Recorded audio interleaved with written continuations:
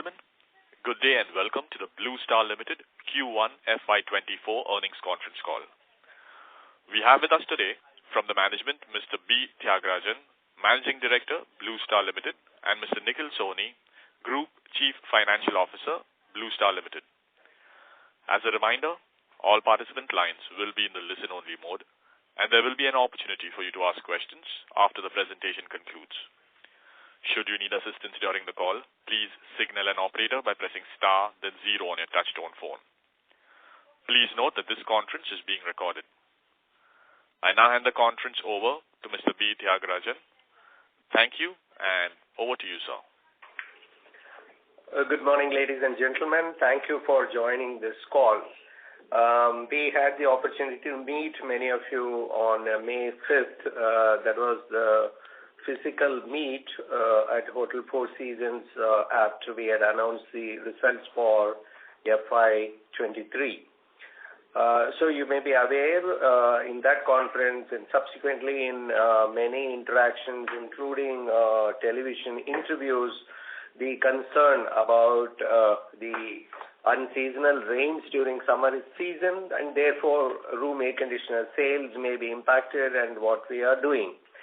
So we had said that this is not expected, but we will figure out how we go forward. And if we are in the room air conditioners business, we have to cope with this kind of uncertainties. It can always rain, and the industry was impacted. We were also impacted to an extent. I had always maintained that given the penetration levels in the room air conditioner segment, the long-term prospects for that business will continue to be good. And we had gone on to even project from the industry or individually from Bluestar that for the financial year FY24, I think the industry will be growing by at least 10%. And the 15% is still possible, and Bluestar will grow faster than that. That had been the direction with which we have been working.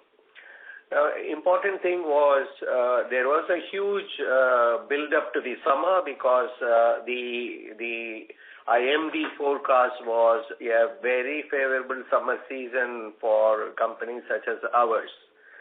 Now, fortunately, unlike the earlier years where one will end up building inventory through the import route and you will find it difficult, relatively we are better off because of the component ecosystem that has evolved and the finished goods manufacturing happening in a much bigger way than what used to be in the past. So, therefore, you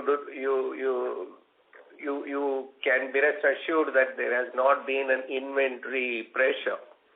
And the inventory pressure can lead to dilution of prices, and it can one will take a longer time to recover when the festival season sets in. The second part is Bluestar's own business model, where we are not entirely dependent on B2C business alone. We have a strong B2B portfolio as well. Fortunately for us, the other businesses, which are electromechanical projects or commercial air conditioning and commercial refrigeration, these businesses had risen to occasion and to deliver and partially compensate for the shortfall that would have happened in the room air conditioners business. The good news was that the month of June was far better than the month of May.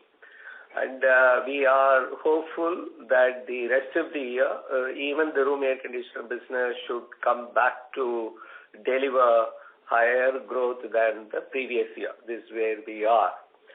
So you have seen the results, and I will hand it over to Mr. Nikhil Soni, who will take you through the highlights for the quarters.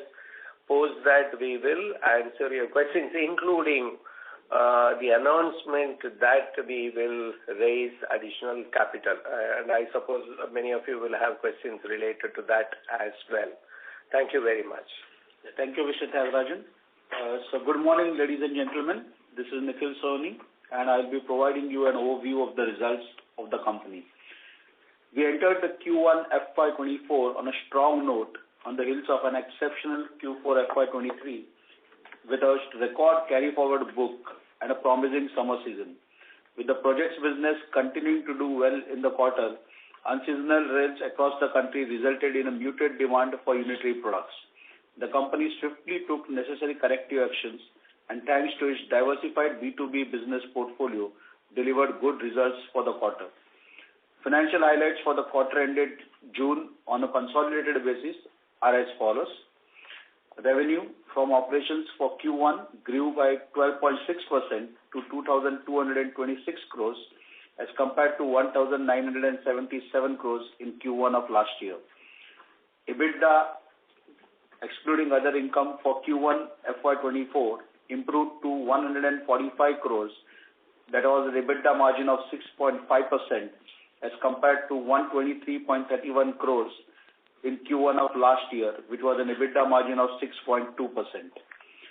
PBT before exceptional items grew by 12.8% to 113.61 crores in the current quarter as compared to rupees 100.7 crores in Q1 of last year. Tax expenses for current quarter were at 30.24 crores as compared to 26.34 crores in Q1 of last year. Net profit for current quarter grew to rupees 83.4 crores as compared to 74.4 crores in Q1 of last year. Carry forward order book as of June 30 grew by 37% to 5,359 crores as compared to 3,901 crore as of June last year. Carry forward order book for March 31, if you remember, stood at 5,042 crores. As reported earlier, the company continues to invest in manufacturing capacity expansion as a part of its growth plans to improve profitability through localization. Consequently, the capital employed as of June 30, 2023 increased to 1,700 crores as compared to 1,018 crores as of June last year. We also continue to invest and expand our R&D portfolio. Thus, we ended the quarter with a net borrowing of 283.5 crores with a debt equity ratio of 0.2 on a net basis as compared to a net cash position of 81 crores as of June last year. Considering the growth plans and ensuring capex requirements of the company, the board has approved raising funds by way of QIP to ensure a balanced and optimum capital structure. Coming to business highlights, segment 1, that is electromechanical projects and commercial air conditioning systems.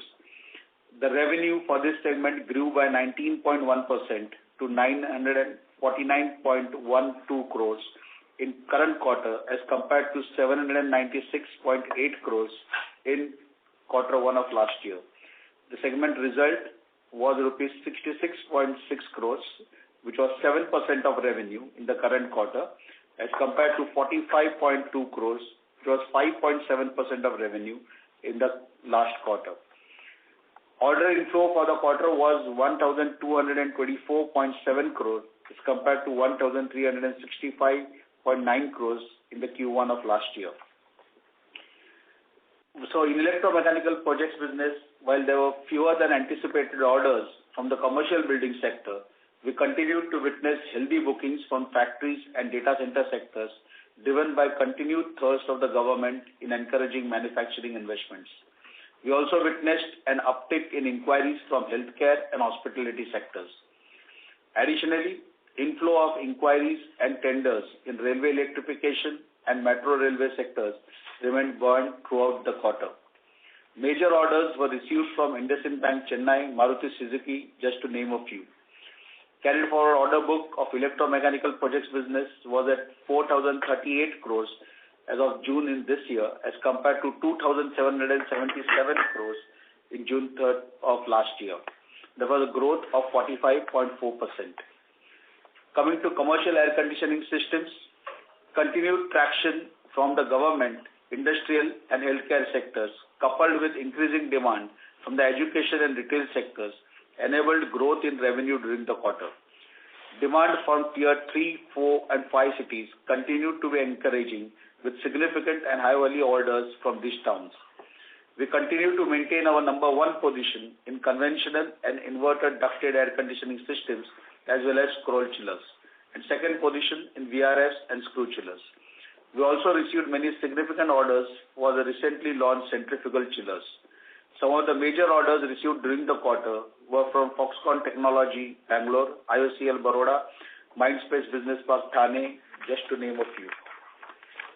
Coming to international business and economic activities in the Middle East markets continue to remain upbeat with significant growth plans and ensuing policies by the Saudi government. There have been huge investments in the region. Consequently, we witnessed strong demand for our B2B products across territories. Despite delayed summers, we also witnessed a growth in demand for our room air conditioners as compared to last year. The pace of inquiries and order inflows at Qatar continued to remain moderate, with economic activities in the country yet to pick up after the FIFA World Cup. The operations of the joint venture at Malaysia is slowly bouncing back after a prolonged slowdown and a weak macroeconomic conditions in the country. We are also in the process of developing advanced products and solutions for North America and Europe. Coming to the second segment, which is the unitary products, the segment revenue grew by 6.3% to 1,198.5 crores in current quarter as compared to 1,127.6 crores in the quarter one of last year. Segment result was rupees 89.3 crores, that is 7.5% of revenue in the quarter one of this year as compared to 91.1 crore, which was 8.1% of revenue in the quarter one of last year. In the cooling and purification products business, due to unseasonal rains, demand for room air conditioners remained flat. Our growth was modest and the market share was maintained at 13.5%. Margins for the quarter remained flat on account of subdued demand. We continue to invest in expanding our distribution footprint across the country. For the commercial refrigeration business, it witnessed traction across all segments with an uptick in demand from the hospitality, pharma and processed food sectors. With the opening up of the educational institutions and commercial establishments such as malls, we witnessed strong demand growth for our storage water coolers. Additionally, with significant investments in infrastructure for warehousing and logistics segment, we witnessed growth in modular cold rooms category. We also witnessed increased traction for our kitchen refrigeration equipment driven by growth of QSRs and the hospitality sector. We continue to maintain our leadership position in deep freezers, storage water coolers and modular cold rooms. Some of the major orders received during the quarter were from New Parliament House, New Delhi, DHL Chennai and Nestle India, to name a few.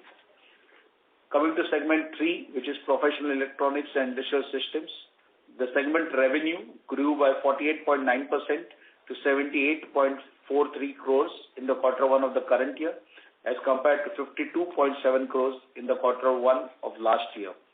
Segment result was 10.5 crores, which is 13.4% of revenue in the current quarter as compared to 5.9 crores, which was 11.2% of revenue in the quarter one of last year. With a steady rise in corporate capex across segments, we witnessed growth across all lines of business. The non-destructive testing businesses continued to gain momentum. Increased penetration and investments in healthcare segment by both public and private sector continued to create opportunities for the healthcare business. Major orders were received from Tirumala Hospitals, FIS Payment Solutions, Bhushan Power, Steel and Bank of Baroda, to name a few.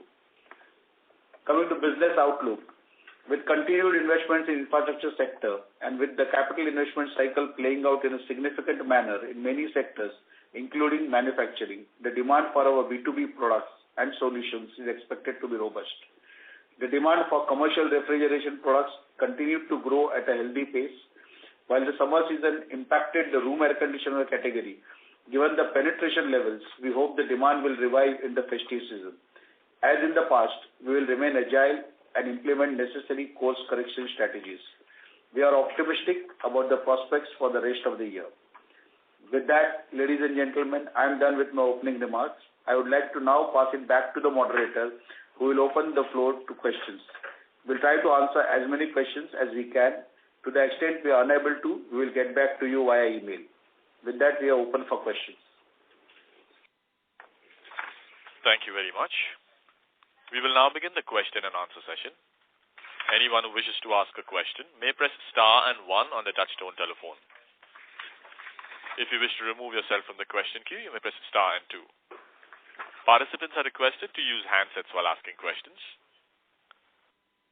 Also, in order to ensure that the management is able to address questions from all participants in the conference, please limit your questions to 2 per participant. Ladies and gentlemen, we will wait for a moment while the question queue assembles.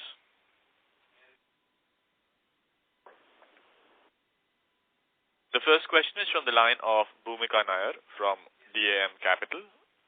Please go ahead. Yeah, good morning, sir. So my first question is on the unitary product segment. We've seen about a 6-7% kind of a growth, and if I can get some color of how the actual RAC and the other commercial refrigeration bit of the business has done, because we understand the market has been seeing actually a bit of a decline, and you mentioned that our market share has been fairly steady.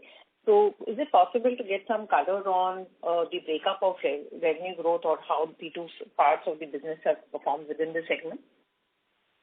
I'm trying to understand your question. This is Tyagarajan here. You're saying that whether room air conditioners degrew that is compensated by commercial refrigeration. Is that your question? Yes, sir. Yes, sir. It will again become a selective disclosure for the simple reason you are not aware of what it was last year also. I will put it like this. I think the industry would have grown by 10% in the room air conditioner business. That is my estimate, okay? And I think we would have grown much lesser because the institutions, we do a larger share. Then you can draw your own conclusions. Got it, sir. Understood. So is it, fair to say that means that we've gained market share because we've obviously not degrown as much as the industry? Very, very marginally. Very marginally. So the other thing in this market share debate alone I can do for 6 hours. You are all seeing the market share based on the numbers of revenue, correct? It is not based on the volumes. So quite a few data that will be available in the public domain is based on the volumes. Now, there had been an energy label change and there had been a repositioning of our products itself. Say for Bluestar, our average price realization per unit would have come down because we are into affordable segment as well. So you will not be, unfortunately, what the data architecture, data ecosystem that is available in this country, you won't be able to figure out any of this at all. But we want to be transparent to the extent possible without violating any of the regulations. In that context, I can tell you that even though our volume would have grown in the value terms, I think we wouldn't have gained market share. It would have remained the same as our assessment. Okay, sir. Understood. So my second question is related to the fundraise that was brought up. What is the requirement for this? Where are we looking to kind of utilize these cash flows? And would it be entirely through equity, or given that we are largely debt-free, there would be a mix of debt and equity as well? Nikhil will. Yeah. So, in fact, this particular question, since many of you will have, he will elaborately answer this question so that the others can use their opportunity for some other question. Yeah. So, Bhumika, the intention of the fundraise is to ensure that the company always has an optimum capital structure. So we have, of course, this raise will be primarily equity. That is what we are targeting to do. And with that, what will happen is, what you see is a net debt level. So the net debt level was 284 crores around in this June, which was, as we said, last June around 87 crores cash position. So there is a slight increase in debt, and at a gross level, the debt is at around 600 crores. So we want to ensure that as we grow, we have had a substantial capex which we have done in last 2 years, which has primarily been funded by internal accruals. And while that will continue to fund capex going forward, we also want to ensure that we have sufficient net worth available should the growth capital be raised by way of debt going forward. So there will be capex which will be happening over next 3 years, which we need to fund. We have to ensure that we have sufficient balance sheet strength to raise debt going forward. All of that requires us to have a very strong balance sheet, which this equity raise will kind of enable. And that's why this fund infusion has been thought about. As of now, equity is what we are targeting for. But of course, the resolution, the board, that approval has come is open, and by way of QIP, we can do debt or an equity, but primary intent is equity. Okay, sir. And the use of funds, for what will we, I mean, we have all, we started our Sri City facility. So where will this capex be utilized towards? So the capex is a continuing thing. So current year, as you are aware, we are also investing in sub 300 liter capacity at Wada. We are also investing in the Sri City. We have a kind of a capacity which goes up to 300,000 today, which will go up to 600,000 as we go forward. So capex is a continuing thing which will happen. As we scale up, the volumes go up in value terms. Even the working capital requirements are going to be there. This being a seasonal industry, you are aware that at June level, when we are seeing now, it is perhaps the lowest level of the inventory. And as we go forward, working capital also has to be built up to support the scale. We will also try to see if we can retire some debt which is there on the books, which may be slightly high cost. So all of that combinations will be done. So including working capital, capex, general corporate purpose, it will be diversified use of this monies. So for your information, the CCT, I will explain more. There are 3 phases there. What we had declared as commercial production is phase 1, which is 300,000 numbers. Total capacity it has got is 1.2 million. So there are 2 more phases that are supposed to happen in Sri City. In the meanwhile, the other information is also in public domain that the current factory is around 20 acres. We have bought 40 more acres of land in Sri City, which internally we call it as Sri City 2. That is meant for commercial air conditioning products, both for domestic and export markets. And after completing phase 3, we will commence the construction of the Sri City next plant. So as Nikhil mentioned that it is basically for the capacity expansion in line with our growth plan. And it is also coming at a time where we had postponed this investment for many, many years. As you may recollect, it was in 2011-12 we started with Jammu, and Sri City land itself was bought, and we waited and waited and waited for us to get the confidence that yes, these capacities are required. And so primarily this is the reason for our raising capital. Sure, sir. I'll come back in the question queue. Thank you very much. Thank you. Before we take the next question, a reminder to participants that you may press star and 1 to join the question queue. The next question is from the line of Ravi Swaminathan from Spark Capital. Please go ahead. Very good morning, sir. My first question is with respect to the ordering environment regarding the first segment. This quarter, we had seen roughly around 1,200 crores of order inflow, and it was more or less kind of flattish compared to last quarter, corresponding quarter last year. And after many quarters of successive growth, there has been some kind of a pause. Do you think this is temporary? What are the factors that are likely to drive the growth further going forward? If you can elaborate on that. Are there any large infrastructure orders which are there in the pipeline which can drive this growth? If you can talk more about this, it will be really great. And also the quality of those orders in terms of profitability, is it improving at the same place or probably even declining? So if you can talk about that. So Ravi, thank you for your question. The simple answer is the construction cycle is on. Very healthy inquiry pipeline is there. Quite a few orders are under finalization. So in that kind of a business, so there are many things that had happened. Number one is that we had always maintained we are not building a market share there. We are interested in profitable growth and free cash flows. That is the principle as far as that business is concerned. That continues. There is no change in that.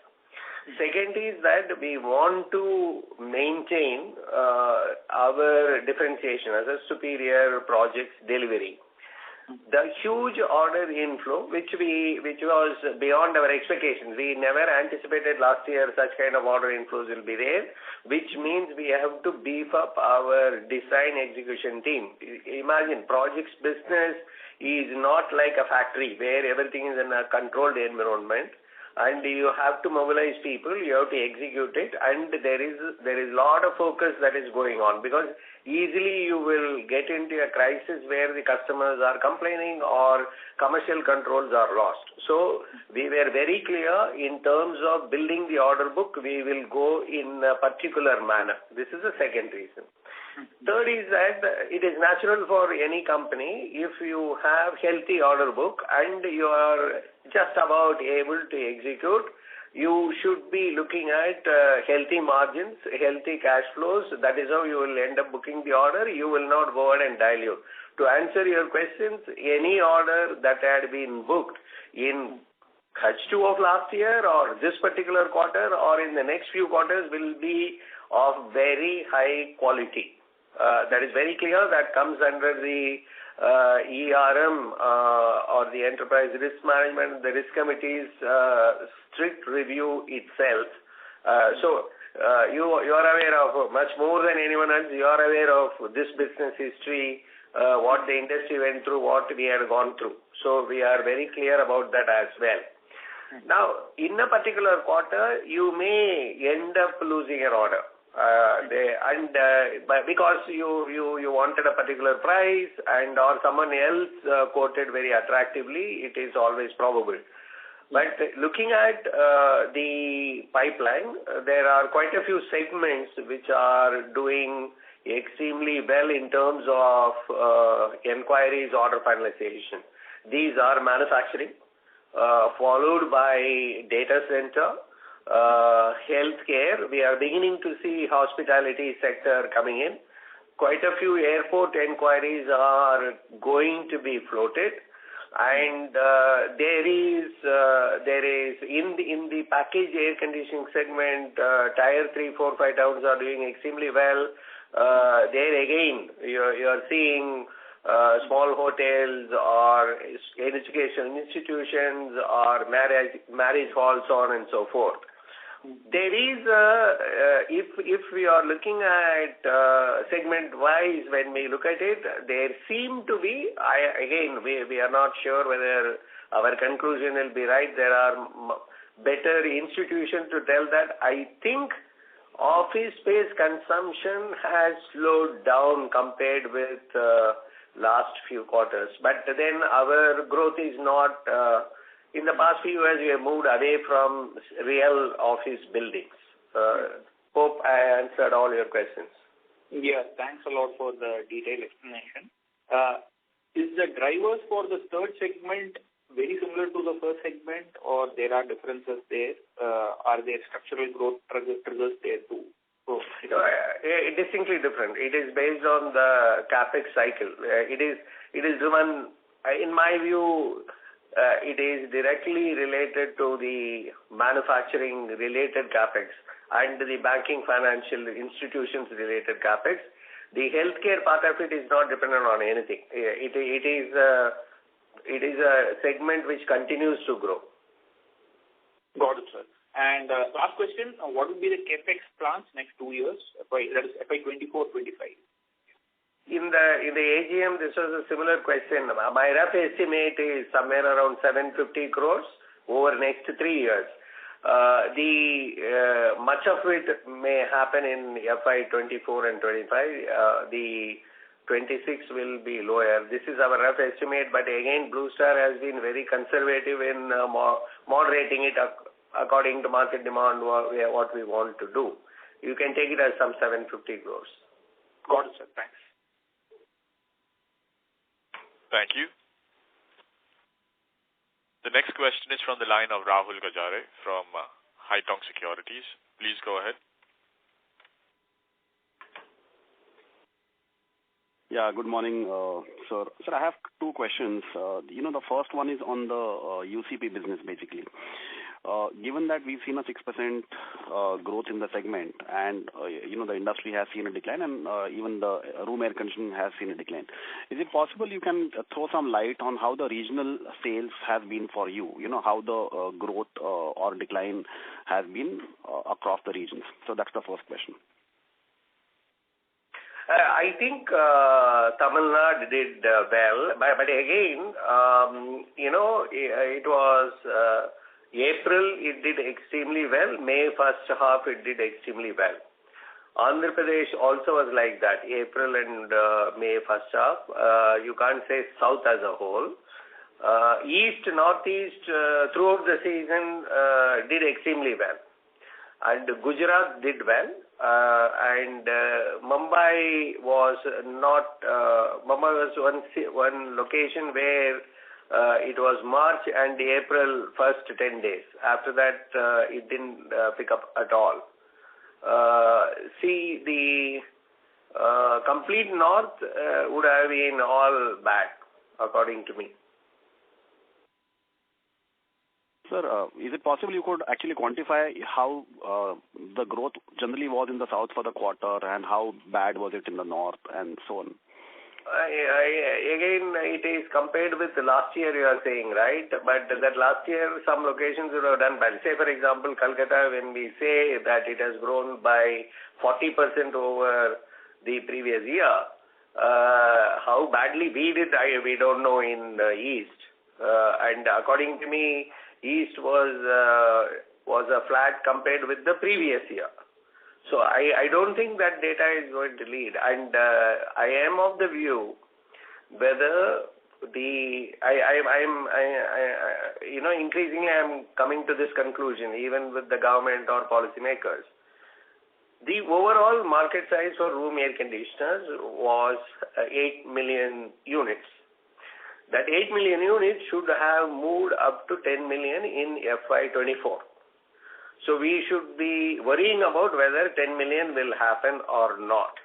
That 10 is supposed to become something like 13 by FY25. All the PLI schemes, the government working projections, everything is built on that particular one. The manufacturing capacity expansion of various companies also will be broadly based on these numbers. So I would be focusing on whether 10 is becoming 12, not some location grew or didn't grow. I don't think it is going to give any kind of an indication. And I am of the view there is a possibility still that 8 will become 10 this year. And the Bluestar own goal is from 8 lakh numbers what we did last year, we should do 10 lakh numbers. And what is going to happen is it will be festival season should do better than last year because summer season people have not bought. If you look back at the history, whenever summer has failed, festival season will always be looking good. And it is very likely that January, February, March will be a big thing that will be happening. And otherwise, my number of East I have grown by 40. For example, Tamil Nadu has grown by some 30% in our case. I don't think that is an indicator of the market. And again, another thing in this, the whole thing is the primary sales. So whether it really got sold out in order to estimate, that's why I said this data ecosystem is something which is yet to mature in this particular industry. So best thing to do is whether 8 lakh number will become 10 lakh number, and I believe though the data comes much later, Bureau of Energy Efficiency's overall data, that what is the license fee they collected for the BE labeling. which again, they don't publish it as brand-wise or something like this, but for the estimates of the government and policy, they do share that data in a limited way. So like Gujarat, our growth, if I recollect, I don't have the papers in front of me, I think we grew by 20%. So in Q1, Gujarat growth of 20% is not going to be any indicator for any estimate. Sure. So my second question is on the project business. We have a strong order backlog now. You did indicate, during the analyst meet of your intention to go, North American market, European market. Is it possible you could split this order backlog that you have right now, between domestic and international, and the kind of profitability that you have in both these markets? That's my last question. Thank you. First of all, the segment one is the electromechanical projects and the package, the air conditioning. These two are there. The commercial air conditioning is part and parcel of that. And you know very well that our export presence today is Middle East and South Asia and North Africa. This is the market. Now, the annual report very clearly gives you what is our export revenue. We are a minuscule player there. There is a demand for our products in European market, in North American market. Therefore, we wanted to pursue these opportunities. We have setups, wholly owned subsidiaries in Europe as well as North America. I think I had explained in the May meeting, in export market, you cannot take an Indian product and sell. It is, say for example, United States will be, a frequency itself is different. It's a 60 hertz product. It has to meet their energy efficiency norms, refrigerant norms, and the brands to whom you want to sell, you have to get past the approval. So the R&D testing, all this happens over a 12 to 18 month period. There will be some trial orders that will be given to you for you to produce, and they are to validate the product. And we want to be satisfied because we won't enter United States market with a product which is off base, because our interest is much bigger interest and ambition there. It may take 5 years, 10 years, but we want to build. Because we are not going to be getting into, at least we explained to you, we are not going to be in refrigerator, washing machine. If it is air conditioning and refrigeration, we want to do it as a global player in a big way. That is the direction for Bluestar. So therefore, in this quarter revenue or in this backlog, there is nothing that is significant from United States or Europe. It will be some trial orders.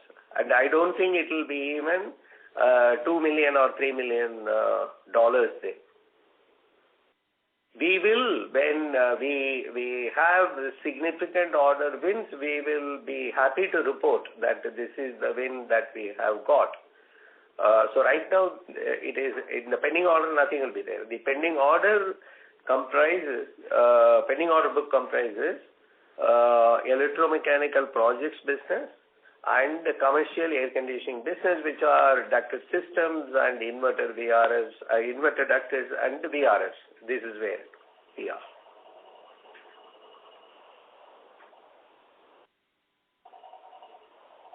Right, sir. Thank you very much. Thank you.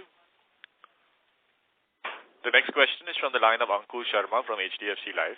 Please go ahead. Hi, sir. Good morning. Thanks for your time as always.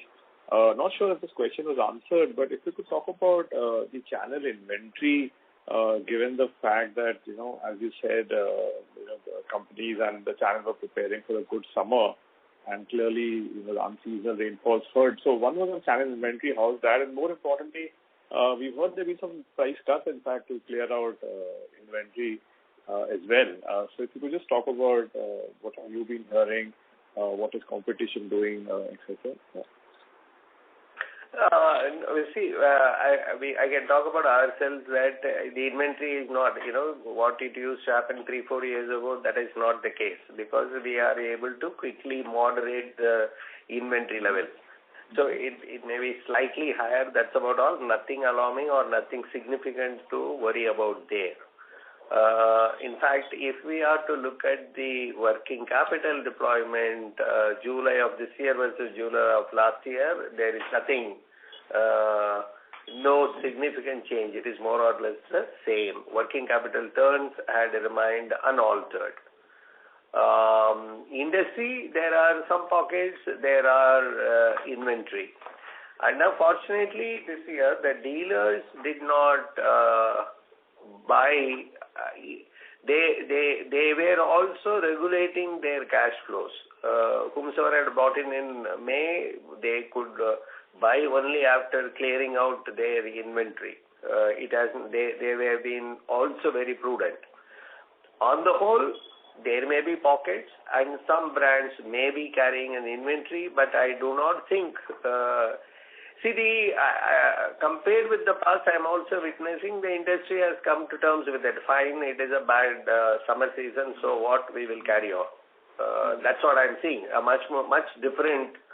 Otherwise, we all will be running, crying here, there. In the past, we will go and say that reduce the GST, do this, do that, and all. I don't think so. We have come to terms with that. Therefore, my conclusion is, it is not a big thing. There may be some inventory. I do not think it is something impacting the industry in a big way. And definitely not Bluestar. Okay. And just a second question on your guidance for the full year in terms of sales growth and margins for the UCP segment. Any changes there? You know that if you in January, I felt that FY24 should be a 20% growth and Bluestar should grow by 25%. Somewhere in April, I had said that it should grow by 15% and we should be growing by 20%. And I think it will be somewhere around between 10 to 15 is my latest estimate. And Bluestar also should be growing in the same way. And margin, sir? If we want to maintain the EBIT projections, which we have said, it will be, for a full year basis, it is 8 to 8.5%. Okay. Yeah. So you're sticking to the margin largely around that 8%. Bluestar will be always be concerned about that. You know, if you are falling in margin one quarter, you can fall, but we are very clear that on a full year basis, we should be attempting again. This also I had clarified that 3 years ago, prior to COVID, prior to PLI scheme, we always felt that it will be 9.5 to 10 or at least 9 to 9.5. No longer we are saying this, which you may take note of it. I think with the capacity expansion that is happening and the new competitive landscape, one should be happy if it is 8 to 8.5%. Got it. Yeah, all the best. Thank you. Thank you. The next question is from the line of Pankaj Tibrewal from Kotak Mutual Fund. Please go ahead. Yeah, thank you for the opportunity. I want to dwell a little more on the capital raise plans. Though Nikhilji alluded on that the balance sheet strengthening is the primary cause. But when I look at all the parameters today, and the fact that we have done 600 crores of capex in the last 2 years, and the next 2 years will not be that substantial, I'm still not able to understand why to raise capital unless there is a big plan on some investment, because the DNA of the organization is quite disciplined on the working capital side, whether it be project business or whether it be the UCP business. So just wanted to understand more, where is this money going to be, or is it the experience of COVID, where we at one point were a little bit, in a bit of a peculiar situation. Is that leading to raise of capital? Just that will help because equity comes with its own cost. Thank you. Yeah, so thank you for that question. It's good that you asked that question as well. First of all, there have been, this is a different question. That in my 10 interactions, 7 used to ask why you are not raising capital, how are you going to be funding this capex growth? So it originated with, look, it will grow and you have been very conservative, you have to expand capacity. We have not been aggressive in expanding the capacity. And you know very well, we were the first one to commission a room air conditioner plant under the PLI scheme in the industry and in Sri City. Now, we have been very clear that as corporate core competence, manufacturing value addition is very important. And for margin improvement, given our past margin profile, we felt that it is important for us to go ahead and invest in manufacturing. Third is that regulatory requirements call for you. If you have to operate profitably, you have to be doing it. Now, the other important reason in room air conditioner, which is highly seasonal, where you start building the inventory from December. So, in the earlier conversations, you would have heard that if it is the year 2017-16, if this kind of a summer thing, we would have been stuck with huge inventory because the orders would have been placed, the LCs would have been opened, and these machines will be. COVID year, that's what happened in 2020. We had more than 450 crores of inventory and more than 900 containers all coming in. And if you know that quarter, we paid some 8 crores of demurrage charges alone we took for holding that containers. Now, it is important in this business that you have that flexibility of moderating the inventory buildup. So, manufacturing is important for that. The commercial refrigeration business, the more than 60% of the products we sold were sourced from China. That's how it was. Now, it is a voluminous product, a deep freezer, and low-cost product. That particular product, something like 7% of the cost is in packaging. And then the ocean freight and the transportation all put together was huge. Some 16-17% you end up spending for that. Then you have the exchange rate going up. So that business will not be, you will not be able to justify importing anymore. You have to make it here. So therefore we invested in developing capability, how you will develop that product at a Chinese cost. And we reached year before last at a Chinese landed cost. I will be able to develop a product and I can manufacture. That's how the deep freezer investment came in. That was up to 300 liter capacity, 300, 400, 500. Now, the ice cream industry is growing, and when they are reaching tier 3, 4, 5 or the processed food, it is calling for lesser capacity, 250, 200, 150, which is even more competitive in order to manufacture. Every 10 rupee, 20 rupee will matter there. So, we developed that capability, and we are investing there to go ahead and manufacture those smaller capacities.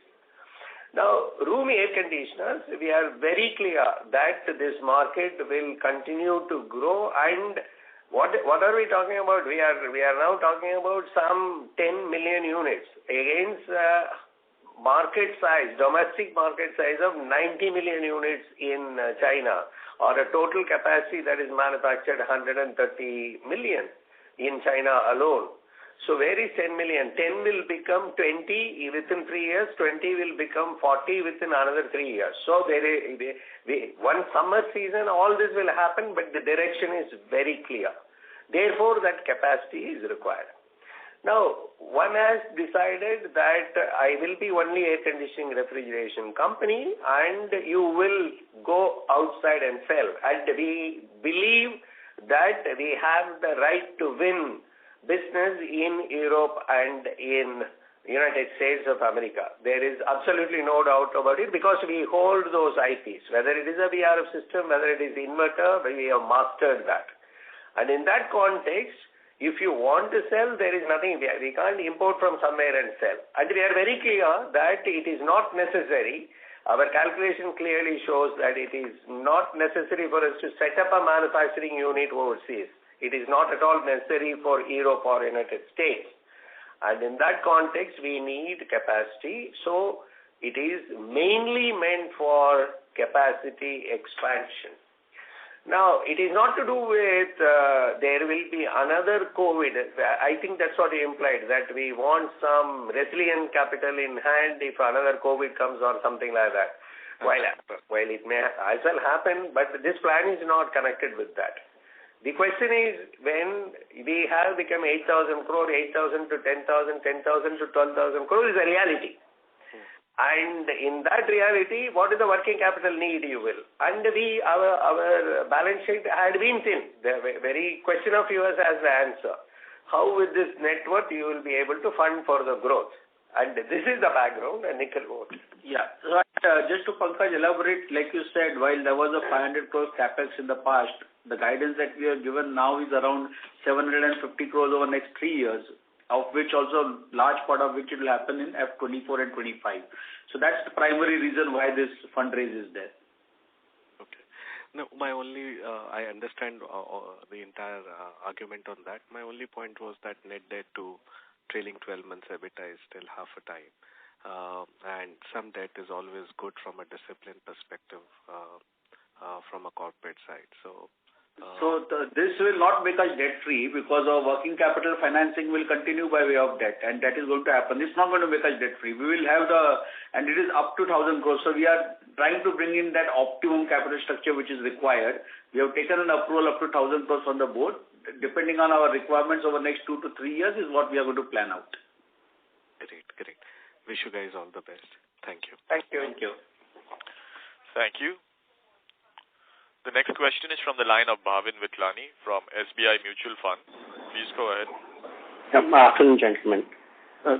Just one question from my side. Your peer sets have invested in captive compressor facilities, giving the reason that technology changes will be rapid and that will give them a competitive edge.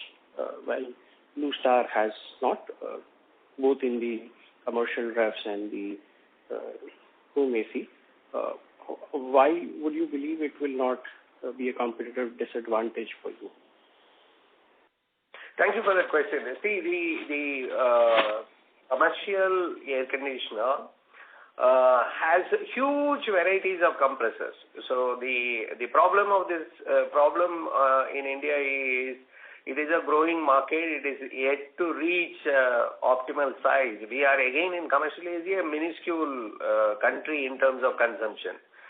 Now, overall market size is small. Within that, you will have some 60 to 70 types of compressors. So it is impossible for India to be manufacturing that. Nobody can manufacture. And globally, there are commercial air conditioning, commercial refrigeration, compressor companies. There are plenty of them. And it is prudent for you to depend on them. There is no reason for you to be doing captive. When you don't have the scale, it is ridiculous actually, the scale that we have, some 300, 200, 100 compressors. You cannot set up a facility at all. These compressors are distinctly different applications. Okay, so therefore commercial AC or commercial refrigeration is not a concern. Come to room air conditioners. The compressor is a high technology product, and as I had clarified a number of times, Bluestar is no longer concerned about the technological capabilities. Yes, it is a difficult job. We will have our own the learning curve to be developing a particular product at a particular price for a particular margin that we have to realize. I'm not undermining the challenge, but it is not impossible for Bluestar to do. Our concern is connected with what is the break-even volume that you should have. Now, if Bluestar is making compressors, you can imagine I cannot sell that to any other manufacturer because quite a few multinationals have their own compressors coming from abroad. They are not going to buy from me. My competitors will not buy. Because there are compressor manufacturers also outside, or why they should be buying a clearly competitive product. Mr. Piyush Goyal at the time of PLI had tried this, whether Indian companies can come together to set up a compressor manufacturing venture.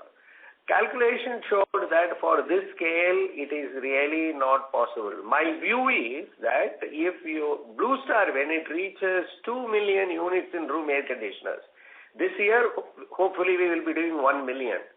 So when we reach 2 million, you can evaluate whether at that cost, whether it is viable for you.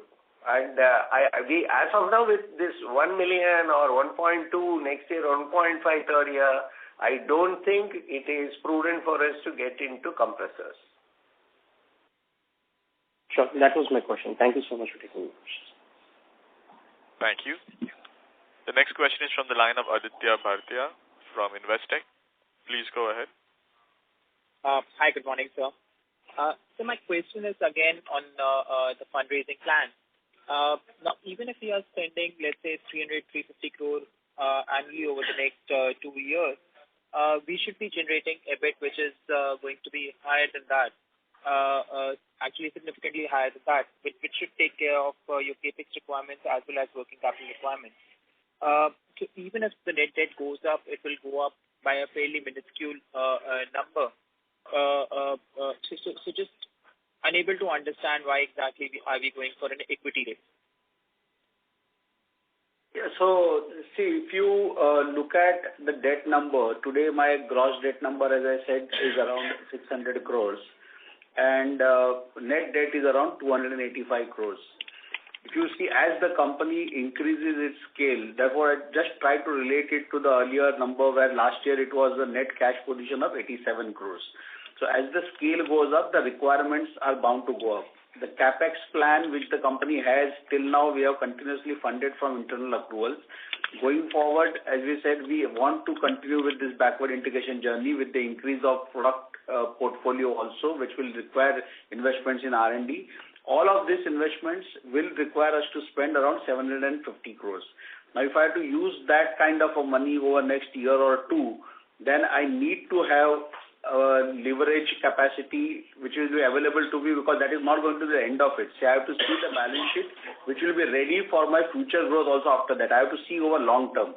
As we said that we have invested in Sri City in one more land which will be a Sri City 2, where we will look at expanding the commercial air conditioning after say a year or two. So it is with a long-term intent that this planning has been done for balance sheet. It's not something which is only for next 1 year. Okay.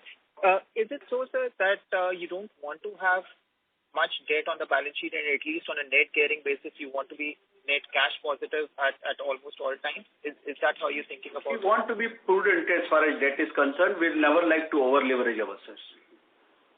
And sorry, just to hop on this, when you say over-leverage, up to what level of debt are you comfortable? And when I'm speaking about debt, I'm basically referring to net debt levels. So see, I would say that a net debt position anywhere above 0.225, 2.3 makes us very uncomfortable. Also because this is, see, one thing we have to understand is in terms of rating, in terms of balance sheet strength, all of that, it becomes very important. You know, this is a seasonal business, so you need to ensure that your position is right through the seasons also. Suppose the season is bad, you are not influenced by high debt levels at that point of time. So you have to have that optimum balance for the capital structure. You can't be, over-leveraged and then suddenly face a problem over there. Understood, sir. And so my last question is on the exports potential. While what you're doing in North America, Europe sounds very encouraging, just wanted to understand what are the kind of internal targets that you're having, how are you thinking of these markets shaping up, and can they become a meaningful part of the business, let's say, over a 5-6 year time frame? See, with US and Europe, it is still just a beginning. As we said, we have communicated that we'll come out with the strategy in another 6 months' time. We have got some anchor customers with whom we are talking. We have already been present in the Middle East, through which we are in touch with few of these customers. The markets, of course, are promising, and that is why we have formed a subsidiary over there. At present, as we speak, we are connected with a few of them, and we feel that this market does hold a good promise. There is an immense potential there. Of course, we have to deliver on that potential, and we are confident we will, which makes us kind of very positive for this entire whatever start we have done in those geographies. Sure, sir. That's helpful. Thank you so much. Thank you very much. We'll take that as the last question. I would now like to hand the conference back to Mr. Nikhil Soni for closing comments. Yeah.